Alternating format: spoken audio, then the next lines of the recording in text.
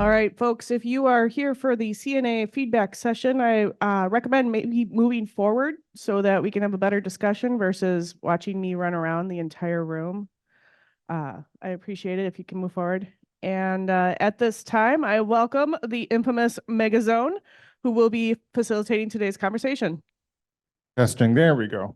I realized there was, I kind of noticed there wasn't a description of this in the agenda, but hopefully the title gives it away a bit. It's since the VolCon replaced the CNA Summit, this is opportunities for CNAs to vent their spleens.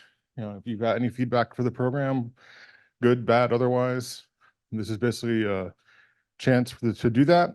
And I'm your newly elected CNA Liaison to the board, so I'm basically took charge of gathering this information. It is being recorded and going out. We have somebody who is keeping an eye on Discord as well. So I don't really have a lot to present, mostly just a couple of suggested topics to try to get the ball rolling in case no one's willing to speak up. But you can talk about anything. It doesn't have to be what's on this slide. Does anybody have anything they want to give feedback on? This is going to be a really short, quiet session. Any opinions on the new CVE services rolling out? CVE record format 5? The new rules that just finished the public comment period that are coming out? This is going to be a really short session.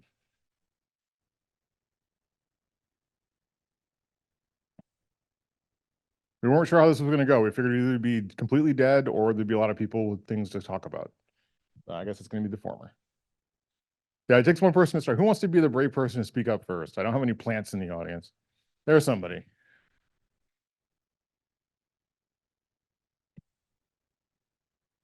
Hey there. What would you say to a company who is hesitant about becoming a CNA? One of my jobs is to encourage participation in the CVE program. But what would you say is the biggest advantage to becoming a CNA? Biggest is hard to say. I think, first of all, I said just do it. It's not as scary as it seems. It's actually not as hard as it seems either. And actually we did it 8 years ago at F5. I'm with F5, by the way. We did it back in 2016. There are a lot more resources available today to support somebody coming on board, the new onboarding process and things. So it's easier than ever to become a CNA. Yeah. I got my heckler up front now. So I think a lot of the advantage, the one guy's comment side is kind of controlling your destiny a bit. Like you control the messaging more if you're a CNA. I mean, it's self-serving. Like I know the vendor talking to vendor, but if you are the CNA, you have a little more control over what goes into the security advisories, what goes into CVE records, a little more say in, is this a CVE or not? You know, you funnel that. Now, you shouldn't abuse that power, and I think most CNAs don't, and the program has rules about that. But I think that's probably the biggest advantage is just that the direct advantage of controlling things. But also, we found that joining the program back in 2016 led to a lot more, led to better processes and more rigor internally, because now we were beholden to these public disclosures and we had to meet certain rules of the CNA. And that allowed us as a security group within F5 to push for some changes internally, because we wasn't just, hey, we think we should have a great idea. Now it's like, well, we have to do this because we're a CNA. And there's some okay, we'll do that. You know, sometimes you can win arguments by citing external authority. So there are some advantages there, especially if you're a security group wondering, like, should I push this at my company? So yeah, there's I've never seen a downside to being a CNA, honestly, in the 8 years we've been a CNA. It's been great. I think there's one person back there. We actually have one online. Okay. So can you give us a high-level summary of what's new in the latest services update? I'm not sure. You might be able to speak to this better than I can. Chris Britton is here.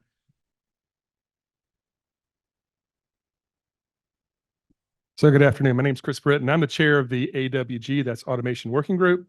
And what we do is in representing you as the community, and anybody can participate in this group, we kind of prioritize the requirements on behalf of the program, take inputs, identify requirements, and do sprint planning in the context of the automation. Of course, the big thing right now that we're working on, the last summer we talked about the big rocks we were working on.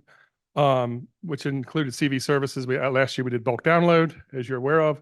Right now we're working on, ADP as well as search, and user registry is coming down the pipe, later on. So those are the big rocks that we're working right now. But the question is about CV services specifically, and the 5.1 deployment, which is coming up. So what CV services is, for those who don't know, it's the automation, it's the RESTful server that you submit CV records to the program. And so the update that's coming out probably in the next 2 months, right, or next month and a half, I should say. It's in community testing right now, which you can go and test it. It's available in a testing environment. The next version that we're looking to deploy, which includes, and this was to get directly to the question, it includes a number of prioritized small issues that were identified as from our previous deployment. I won't go into all those small issues. They're small updates, but the big thing, and this is a priority for the board and for the program, was the introduction of the JSON 5.1 format. It's an upgrade from 5.0, and the big thing for that format is the CVSS version 4 accommodation, right? And so that's what's coming out, and we're looking for that. That's in testing right now. You can test this. You can see this in our testing environment. You need credentials to do that if you're a CNA, as you know, and it is a separate environment than the production environment. So if you have tooling and you want to see how your tooling is going to work for that, I encourage you to get those credentials and work with that. And we're looking for your feedback on that, okay? If you have questions, you can send an email to the AWG, as well as on our Slack channel. And that's looking to come out. We're in a 30-day testing period for that. If we don't find any major issues, we're looking probably for deployment of that in the latter part of April. Okay, so that's the news of where we are at CV services. Thank you. And I would encourage anyone who's a CNA to start testing that out. CVE, by the way, there was a change. I'm not sure if it's official everywhere, but like we don't using the term like JSON 5, JSON 5.1 in general. It's now CVE record format 5 or 5.0, 5.1. So the record format 5.1 coming out. Like Chris said, CVSS 4.0 is the major addition in there. The rest of the changes, and there is a changes document, it's all in GitHub. It's mostly, I would call them bug fixes or tightening up the schema. There were things that were intended in 5.0, and then we found out there were loopholes where the some CNAs were submitting things and the structure of the JSON really wasn't as intended. And so the schema has been tightened up a little bit to make those invalid now, so that the forces more validity in the records, consistency in the records. It's a really small number of records total in the corpus that are affected. No CNAs have been contacted already, but just going forward to make sure our data is cleaner for consumers downstream. I think there's one back there. I'm looking to see if you have any data or information around what the previous providers have experienced for being onboarded as a CNA from a kind of an uptake in overhead management, resources, etc. I was just curious about that and what it takes to become a CNA and manage a program. I'm not personally aware of any record keeping on that. I don't know. I know when we became a CNA, no one really came to us and did a survey on us and said, "What did this cost you?" Just by your own experience, Okay. or if anyone knows, what it took for them. Yeah, I think it's going to vary a lot. It'll vary very widely, depending on the size and like how many CVEs your corporation or your vendor, like what you are, because it's not. I shouldn't talk about corporations or vendors because you could be a research group, right? Or CNAs are more than just vendors now. How many CNAs you publish? Oh, we have somebody who wants to say something. Can I jump in? Yeah, sure. Excellent. I want to thank Megazone for everything he does. He's in 27 working groups. He's also been elected to 7 board positions. And I think what the question is whether we have metrics or maybe examples of what impact or level of effort was it for a new CNA coming on board from maybe a small organization, a big organization. My name's Dave Morse, and I help operate the route and the recruiting and training of CNAs, specifically for the MITRE top-level route. But organizationally, with the other routes, I, of course, try to improve our processes as a program on helping CNAs become CNAs. And we want to hear those case stories too, right? What's your level of effort? So generally speaking, if I'm a new small CNA and I'm worried, how much effort do I have to put in here? A good framework. If I'm doing a couple, 3, 4 CVEs a year, maybe 4 to 8 hours time and effort for every CVE. Now that's a little more complex than that. And when you're a CNA, you need to learn about and stay trained on, how do I use the services? How do I log in? I should use the test environment to play before I go to production and try and push a CVE out there to the world. So you got to spend time and maybe have your team stay trained up. Even if you only do 2 CVEs this year and 12 next year, it's the same level of training to stay familiar. A couple of hours a month for your team, right? You always got to maintain that. And here's where it gets interesting. If the CVEs that you produce, the records you produce are high quality, well described, you update them when new information comes, you add references as they come in because you own the CVE record and you maintain it, then you will have few complaints, probably. If your CVE records are lacking or controversial, or there are other problems with them, you're going to get complaints. And as a CNA, you have to respond to those. It's part of the agreement. So you'll get emails from the public saying, you suck, or whatever, and you have to respond. And so there's a little bit of effort there. Is that helpful? Does that? Yep, you bet. Thank you. Yeah, and I will say there are some advantages and actually reductions, I think, in resources. I know that we've noticed, especially with CVE services being out now. Like if you're not a CNA and you're doing everything manually by going to a CNA and doing things through email or web forms or whatever, there's more overhead there. Once you're a CNA and you can use things like CVE services, the API calls, you can request a CVE ID instantaneously. Like you go to CVE services and say, give me an ID, and it gives you an ID. You have it. There's no loops and waiting on a human to do anything. And when you want to publish a CVE, you publish it through CVE services and it's live within 15 minutes. So there are some reductions in friction as well. Like once you're on board, there are certain advantages. Once you have that minimum level of knowledge to operate the system.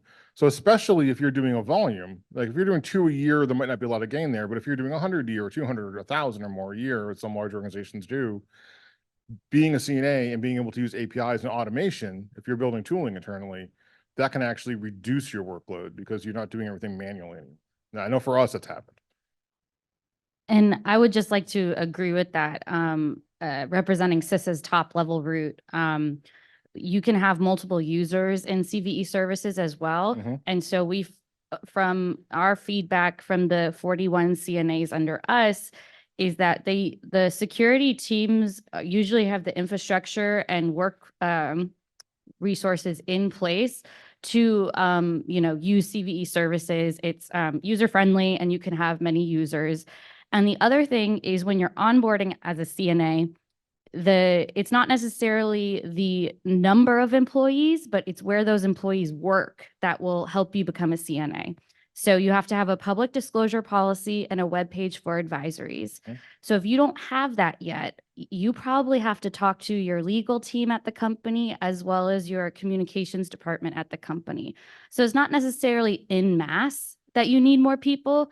You just have to make sure within your company you're coordinated so you have those requirements in place. And then from there, it's a 1-hour training and then you can basically start assigning right away. Yeah, and I was just going to add that, and I kind of tying into an earlier question about what's an advantage of being a CNA. There are working groups. Some working groups are open to the general public. Some working groups are limited to CNAs. But for example, Todd runs the CNACWG or CNACWG, I believe he pronounces it, which is basically, it's not so much a working group as it is almost a social forum for CNAs. We have our bi-weekly meetings. We have a mailing list, Discord, Slack, and so CNAs to talk to each other and as peer-to-peer and say, I ran into this issue, or how do other CNAs handle this situation? I ran into a weird case. And it's a lot of ostensibly competitors, who openly help each other out. You know, it's just, we're all in the same ballpark. We're all security professionals, right? And we don't really think so much about, I can't help my competitor be better about security. No, we're just, whatever. Everybody helps each other out. Shameless plug, that working group also talks about the mentorship program quite a bit. Can Yes. you elaborate on what that mentorship program is for everyone? Sure. I think that was actually something that was in my head. The Todd sets up a mentor program, and this might be changing. Todd and I have been talking about this a little bit because we're looking at ways to make it more effective. But right now, like, you can volunteer, especially if you're an experienced CNA, to be a mentor. And if you're, say, a newer CNA that looking to be a mentee, Todd does matchmaking. Basically, he's got like probably an Excel spreadsheet or something somewhere that he's doing matchmaking in. I've been a mentor for a couple. Sometimes people don't have a lot of questions, but we're trying to find ways to make that organization, like the CNACWG, even more effective for CNAs, to add more of that peer-to-peer networking, especially as the program grows. I mean, when F5 joined, we were somewhere like 44 or something. We were mid-40s as a CNA, and now we're closing on a 400. So like, you have to get better about that mesh there. Great. We do have another question on Discord. So, Sure. As someone who occasionally used the GitHub process for submitting allocated CVE info, is there any lessons learned as to why it was changed that we should be aware of? There were a lot of, I mean, the whole development of CV services and CV record format 5, a lot of it, there was certainly a lot of discussion that happened in the working groups back then. I know Chris probably remembers a lot of this of, do we maintain GitHub? Do we have multiple channels? Because we used to be able to submit things through like the MITRE web form or through GitHub, and it was all basically, I think in the end, it was simpler and more consistent. We do data validation and things on records being submitted through CV services, things that are harder to do if you're accepting input and records through other channels. Like, even if you go through MITRE, they're using CV services. Like, you're doing pretty much everything is funneling through CV services these days, I believe. Yeah.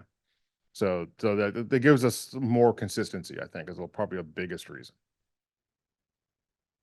You still have downloads, of course, on GitHub. I mean, you can do the bulk downloads that's all through GitHub. Hi, I have a question out of curiosity. How do you assign or allocate CVE IDs to CNAs? Is there like a process, or what's the criteria on who gets which ID, or what's the allocation process? The allocation process, there's nothing. If you go through CV services, like if you're a CNA going through CV services, you can actually specify random as a flag on your request. So if, say, you want 10 CVE IDs, and we do this as a CNA, we deliberately use randomized CVE IDs. So it's up to you. You can request. There's not like a vendor. There's not like a certain block of CVEs is reserved, and these are going to be F5 CVEs. These are going to be Cisco CVEs. These are going to be OpenSSF or whatever. It's first come, first serve. So you can request a contiguous block if that's what you want. So you can say, give me 10 or 100, whatever you need, CVEs, and have them be numerical order. And it will basically, the system will just start from where the last one is assigned. That I think internally there's a kind of separate little blocks so the several randoms don't step on the contiguous. And then, or you can just say, give me 10 random ones. Hi, Dave again. Just to add a little bit of detail here. So you're a new CNA. You need to do 4 CVEs your first time. You log into CVE services. Maybe you're using a client like Vulnagram, a GUI front end. Makes it easy for you to do manually. You reserve some CVE IDs.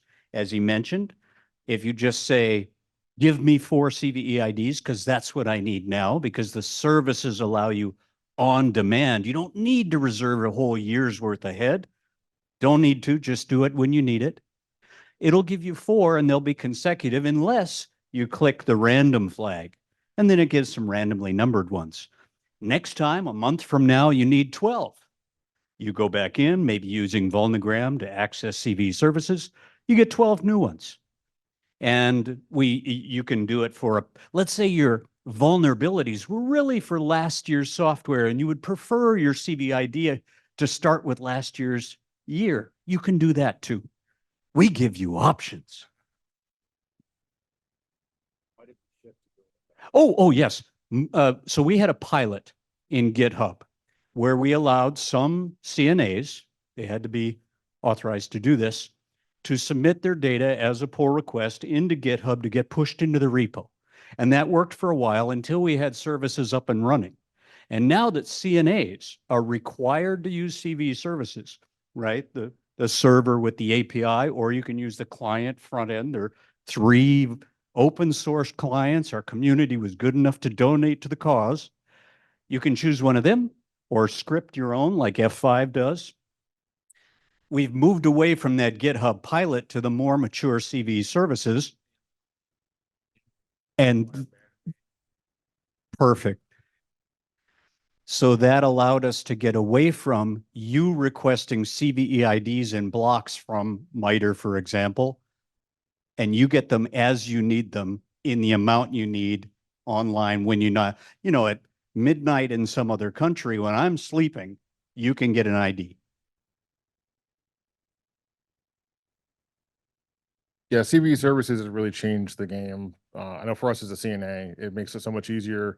And we'll do just-in-time requests right before we publish. Everybody has different tactics. I know some CNAs like to request a CVE ID as soon as they identify a vulnerability and then use that internally. Our process is different. We use our internal ID tracking systems until we're ready to publish, and then we assign the CVEs, which reduces our problem of there ever being a reserved but public problem because there's no CVE ID to be public. So there's different, and there's no right way of doing this. It's like some people like contiguous, some people like random. With the old block system, one thing that people were doing, if you had to, because they were always contiguous, you'd release CVE 1, 2, 3, 5, 7, and someone would go, wait, 4 is 4. And everyone starts scouring, looking for that 4 because it wasn't published, or there's another one coming, they're sitting on one. So we just started using the randomization thing, going, good luck predicting whether what we're going to release next as a CNA. It gives us a little more obfuscation, I guess, because you have no idea what the order of our CV numbers are going to be. They're all over the map. And that was an option that was brought up during the working groups. That some of us, as on the working groups, thought would be a nice thing to not to hide that contiguous thing and have people guessing, or even customers coming to you and go, I saw you just published 1, 2, 3, 5.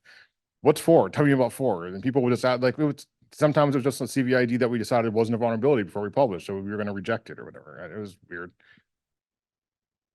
Hey, I'm Chris Coffin. I'm with MITRE as well. So the question that you asked earlier is understandable because I think that may be a little bit of a myth now, but there was a time when the CVE program did give certain organizations, certain CNAs, a block of IDs, and they use that same set of IDs every year. So what he's talking about was very true. People would expect certain IDs to show up. Yeah, especially for large CNAs, that's how it used to work. Was we got start of the year, we might say, give us 100 CVEs, and we just sit on that block all year and use through them. If we ended up needing more than 100, we asked for more. And if we didn't use them all at the end of the year, we could go back and say, you know what, we didn't use these 20, we reject these 20. But that is a messy data thing. I think someone's got their hand up back there. Let's say someone has a hand up in the back, or for the CNA rules update, is there a roadmap for updating the other documents to be conform to the new rules, such as the onboarding materials? yes, I don't know the timeline. And Art isn't here, but I'm not sure if anybody else in the room knows the timeline, but it certainly has come up as we've worked on the rules. We've acknowledged this means that we're going to have to update the glossary. This means that we're going to have to update this document. So there's a link, a bunch of other documents. The rules are kind of authoritative, right? That's the rules. And there are supplemental documents that support the rules that are all going to have to be brought. Once these new rules become the rules, because they're still in review, then all those documents will have to quickly follow the new rules. If there's any conflicts, right, they'll have to be updated. And there's been notations made of those places where that has to be done. So I know that will be coming soon after the rules get updated. Do you know the timeline? But I'm going to give just a quick bullet on top of that. We've already had people coming to us as a top level route arguing about CVEs, saying there's some issue because the new rules want it this way. And we're like, wait a minute, the new rules are not the rules yet. They've been released for public review. Those comments are being adjudicated. There will be a process. The board will vote, but the rules that are up on CVE.org are the rules in effect. Hope that helps.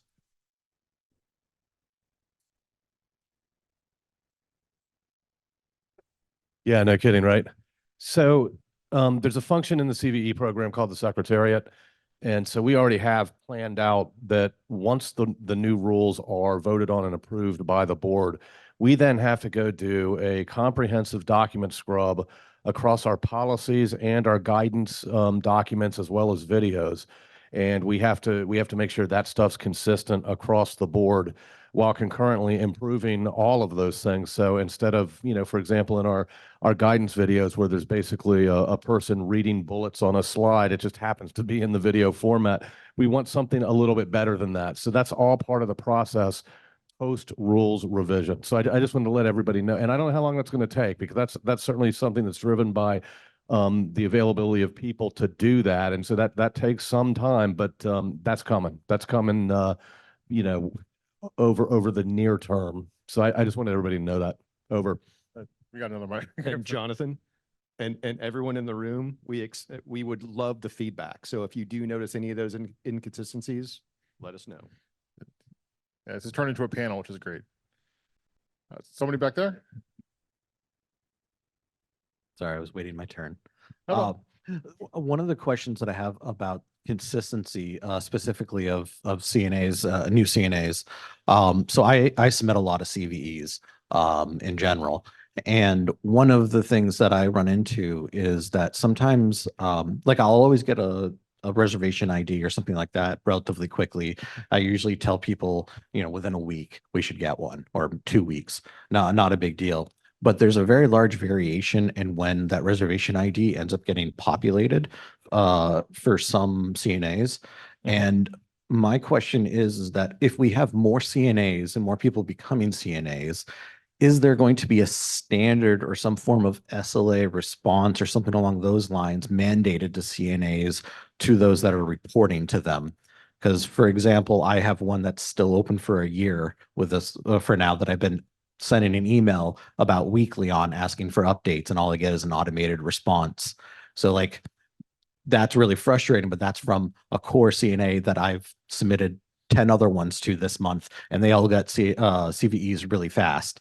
So how do you hold these other CNAs accountable? Like, what in the rules can we do to force that communication to occur and give that transparency or acknowledgement that it's getting looked at or why it's paused, things like that? That's a thorny one. So you were saying like you're not a CNA, but you're reporting things to a CNA. Correct. Okay. Right now, we do inbound and outbound disclosures and stuff. So Right. we interact with the MITRE site pretty often to submit to, or other CNAs as well. We'll do it through GitHub for GHSAs and then add the additional CVE to it and interact those different ways.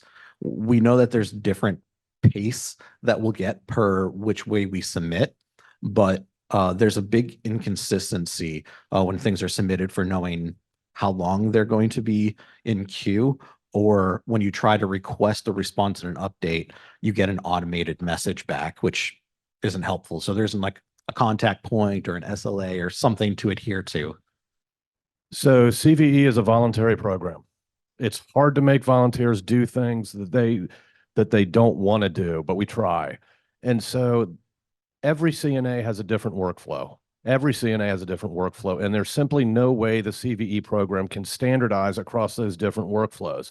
Every CNA, before they do something, has to talk to their own set of lawyers. They have to talk to their own managers, right? I mean, that's just the reality of this world. So we have timeframes in the new rules related to assignment when something becomes public. And becoming public doesn't mean it's on the CVE list. It means, some vulnerabilities blowing up around the world. It doesn't yet have a CVE ID, and the appropriate CNA has not yet assigned. So for example, in that scenario, that CNA would have the owning CNA would have 72 hours, and if it hasn't assigned by then a CNA of last resort or another CNA with close appropriate scope would assign. But it's very difficult to standardize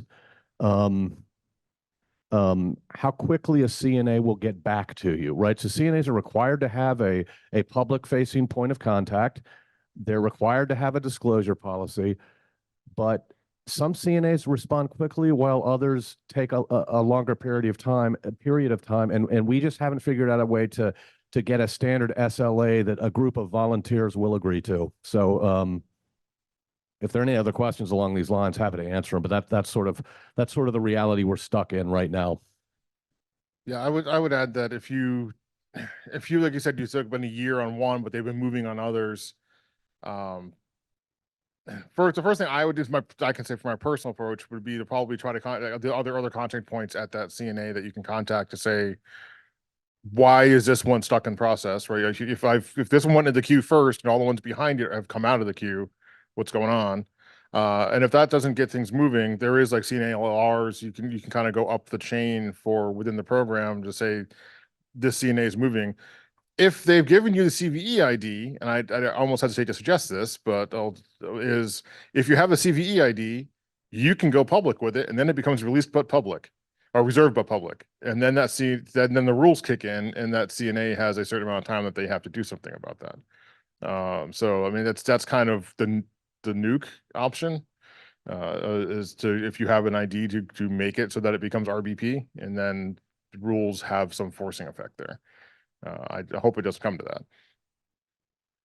Yeah, the new rules will. The current rules do not, but wait until the new rules go into effect, then make it public.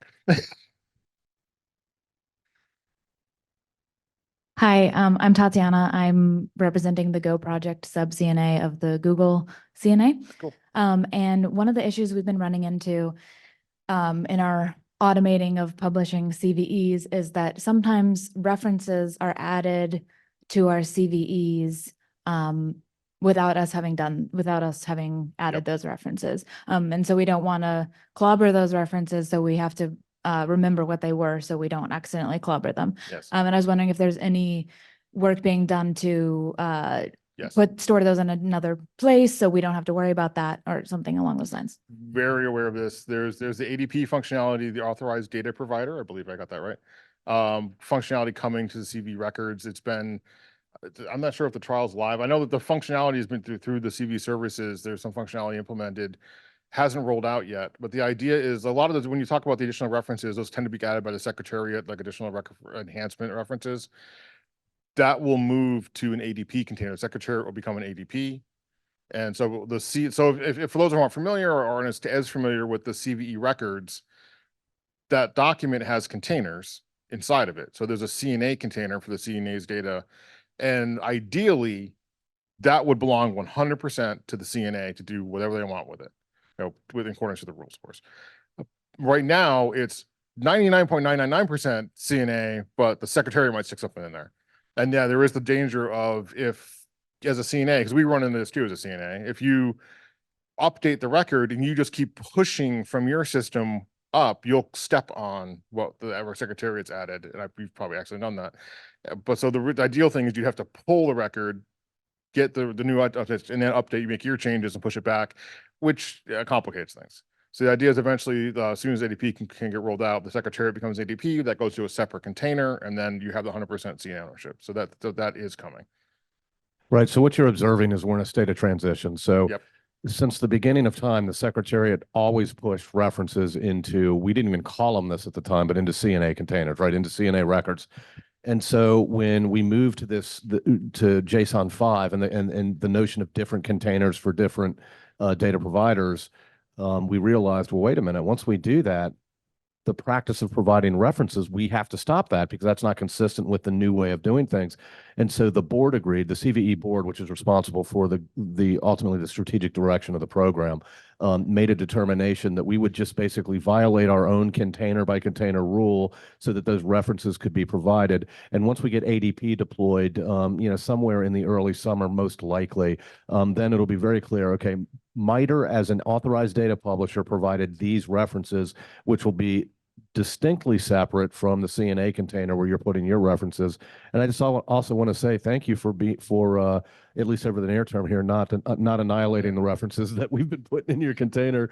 So thanks for doing that. And hopefully we will, hopefully in the next couple of months, you won't have to worry about that anymore. Yeah, it's definitely something we want to see happen in those working groups and the board, is because we do want to let the CNA do the CNA, make life easier on your CNA. Like, you don't have to worry. You can always just keep pushing your data up and you're clean. What's the biggest challenge you have with CVE today that you'd like to see changed in the future? Me or? You personally, let's go for that. Oh, man. See, I mean, honestly, there's not any single thing. I mean, I'm on all the working groups, literally. So we see a lot of things coming in. For the CV records and the actual technology, not too much.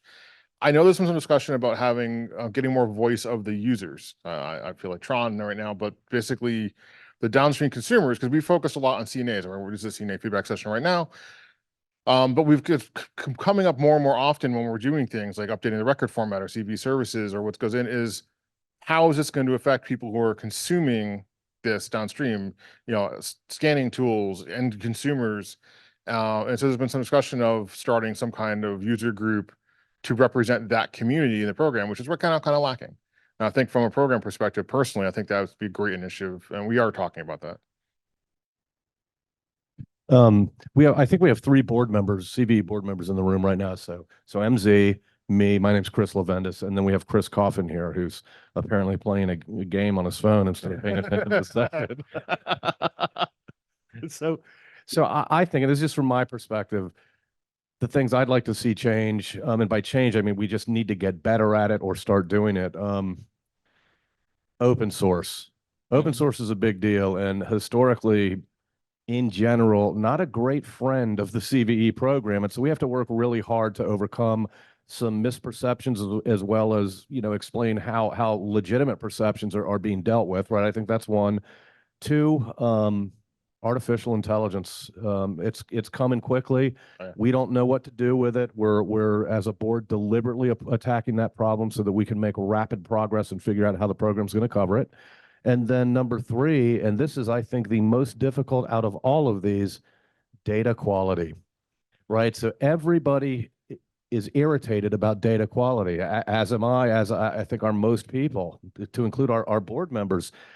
It's one thing to be irritated about it. It's a whole nother thing to actually figure out what you can do about it at scale. And so I, for example, have had some interesting conversations here at VaughnCon with some pretty smart people, some folks from Google, elsewhere, who have some really strong ideas for the program to take into consideration and figure out how to roll into our work plan. Of course, the board will deliberate around those things, and we'll figure out what to do. But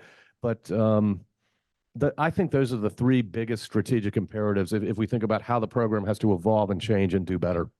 And so, Chris, over to you, if you're done with your game. Do you have anything?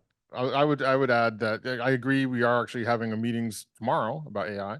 And then there's I think the outreach has been great. The OCWG or Outreach and Communications Working Group, I believe. I'm always acronize everything, and I can't remember what that stands for.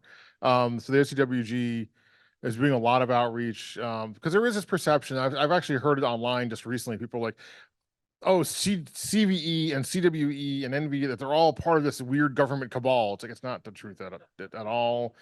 And but it really is, and I think the last slide that I have up at the end here is going to be like how to participate, but it is open to community. I mean, the working groups are driven by volunteers, and if you have a voice, you want to see something improve or change, take a look at the working groups. We're open to new blood, new ideas, whatever. I know at CISA, as the CISA ICS root representative, in terms of data quality, we want to see better CWE root cause mapping. If you had a chance to watch that panel on Monday, I highly recommend you go and see it online when these talks are broadcast online. That's a specific interest we have at CISA at improving data quality and helping train CNAs to, do it correctly or as best as we can. Just to add a little bit here, and this is a CNA feedback session, but we really also want to hear from non-CNAs, the end users, the consumers of CVE, and that might be your organization. You could be a CNA and a consumer in another part of your organization. Yeah. We want to understand how CVE is being used what frustrations there are with using it, feel free to hit us. So yes, both sides of the coin, CNAs, how can we help? And consumers, how do you want us to change and get better? Thanks. Yeah, I'll say none of us believe that CVE is perfect. Not a single one of us would ever say the program is perfect and doesn't need to change. But we're kind of doing our best to make it better as we go. So over here. Probably more for MITRE. Regarding reserved but publics, we usually it's unbeknownst to us. We used to get Point something. the mic at yourself. We used to get something from MITRE that would tell us that a CVE was public but still reserved. And you typically, I mean, with as many CVEs as we deal with, that could happen by a product team just posting something somewhere without going through the right channels. We used to get something from MITRE that said these are all reserved but public. Is there plans to continue that? Oh, some time ago, some very helpful web scraping tools were created that helped us get an idea of what is talked about publicly, a CVE ID, but it's not a published CVE, right? It was a leak of some sort, maybe authorized, but somehow the record never got published. So we call that RBP, reserved but public. And we don't have solid tooling to scrape all of the internet to tell us when somebody's mentioning someone, some CVE ID in some hacker news or whatever. So we never had complete awareness of all RBPs. And so as that became still helpful, but less complete, we found it was better to tell the CNA, please keep track of what you've reserved, all your IDs you've reserved, and how many you've published. And if some are, you know, you've still got a reserved group of IDs, but you know you haven't published them, keep an eye out. If somebody's talking about it, you got to get that out there if it's public somehow. So we don't have that good data set anymore. The other change is now that CVE Services is out there and you can reserve IDs as you need them instead of in big blocks. You only reserve the IDs you need when you need them, and there should be fewer RBPs. I hear your complaint. We don't have solid data to give you like we used to in a spreadsheet. Yeah. So I want to be really transparent about this. So Dave's right. We used to have custom scrapers. Jonathan Evans sitting back there used to put the reports together that the CNAs received, but I made a choice to let those scrapers atrophy. They're custom per CNA website. As we're growing the program, we simply can't scale custom scrapers for each CNA website. We can't do it. So I made that choice. So if you don't like it, blame me because it's nobody else's fault but mine. We did try to incorporate some new technology into the mix. There were too many false positives, and I didn't want reports going to the CNAs that would just make their problem worse without actually solving anything.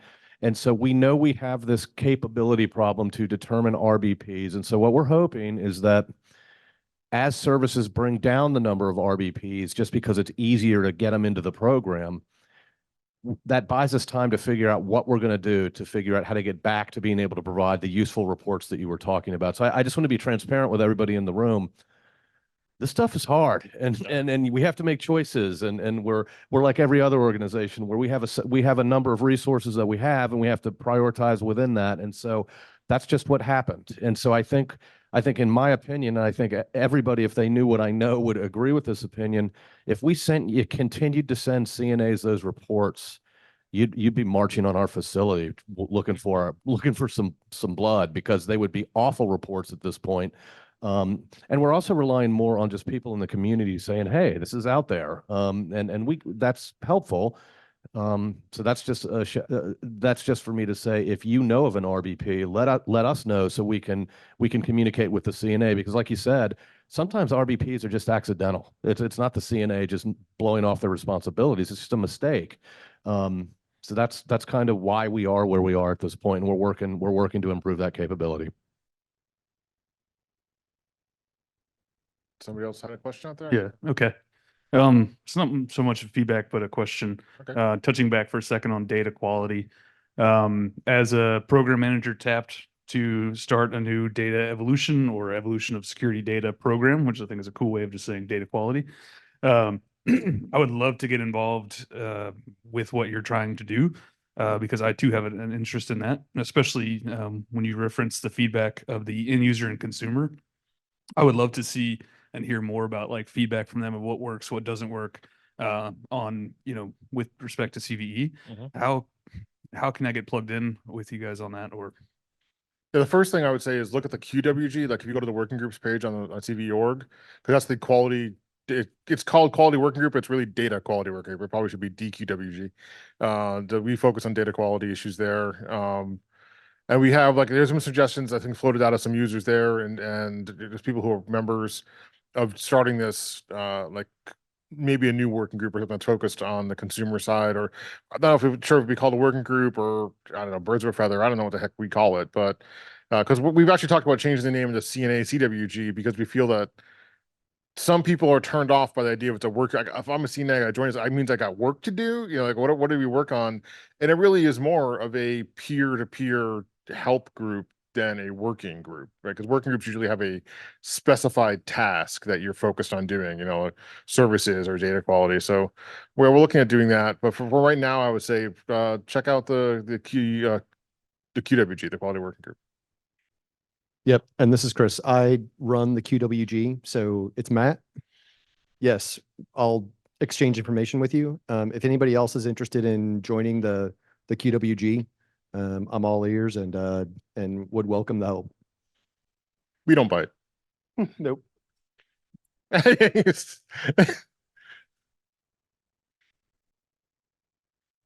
Back there?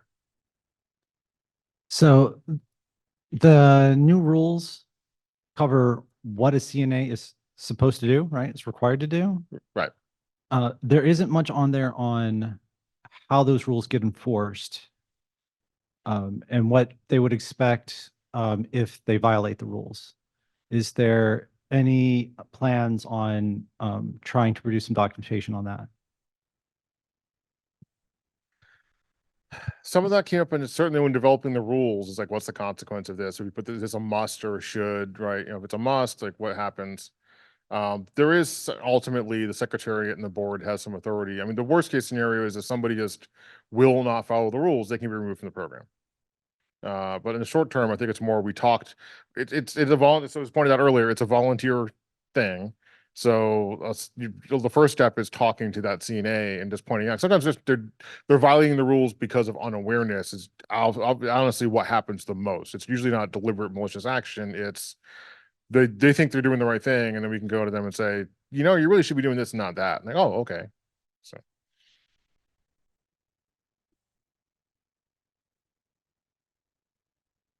Yeah, Jonathan, I mean, you know how this stuff goes, right? So we had early on in the rules revision process, as MZ said, we talked about this, and the general feeling, within the strategic planning working group was that given the reasons MZ outlined, we're probably not ready to move to that step. We need to get better at governance and operations, in our new program context, and then maybe we can be better positioned to put some enforcement mechanisms in place. I mean, I'm just trying to describe the general perspective in the working group. We're either right or we're wrong, or we're somewhere in the middle, but that's kind of why you don't see a lot of that in the rules.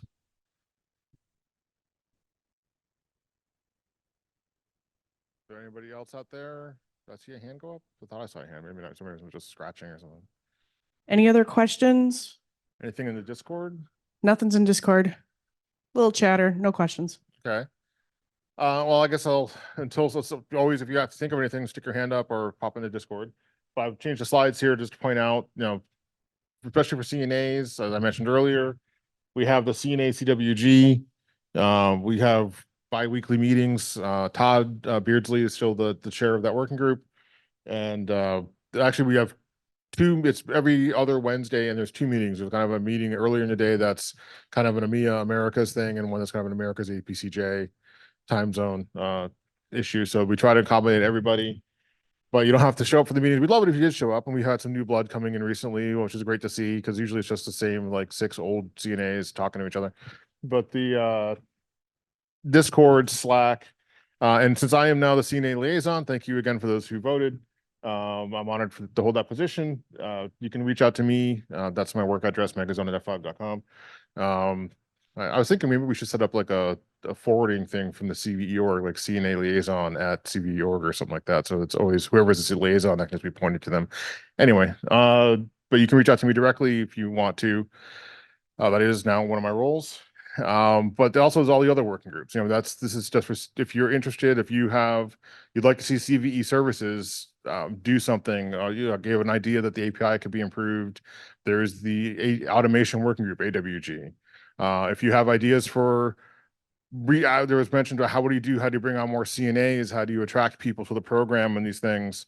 That's our OCWG. There's a lot of these WGs. So you can go to that working group, and then they're always happy to have people who want to write articles, especially if you want to write. There's a whole series they've been doing. I can't remember exactly what it's called, but it's kind of like our journey to be a CNA. Like what it was like to become a CNA, and there's been blog posts and things done under that. If you're interested in doing that, we have the quality working group we've mentioned. So there's a whole working group page on the CVE org website, and if you've got the passion for it and you've got the interest and time, we welcome you with open arms. I haven't gotten one. They don't make one of my. They never make one in freaky big. So I'm a big guy. So I basically have a whole collection. Oh, thanks for the T-shirt. That goes into the donation bin. We do have stickers. There are some great stickers out front. If you're a CNA, I believe there's one that have CVE partner on them, and then there's other generic CVE ones. But we'd love to see more people participating and coming to the working groups. More hands make the work lighter. And also, like I said earlier, we don't believe the program is perfect. It is not perfect. And we are doing our best to try to make it better, but more ideas, sometimes you have new fresh perspectives coming in and say, what about this? What about that? And we can go, oh, no one here thought of that before, and that's a great idea. So get more blood. What do you all think of the conference so far from the perspective of CNAs? Has it been helpful? Have you found new networking opportunities, been able to ask questions, come up to the CVE tech support table and got help? What do you want to see next year? Yeah, there is a working CNA group related. There's a working group for that too. There's a working group for planning events. The event planning. Get involved, and thank you for coming. Awesome. We'll give everybody a couple minutes to transition here. Thank you to Megazone and the CVE crew. Thank you for everybody who helped out. Thank you for the questions. Thanks everybody online.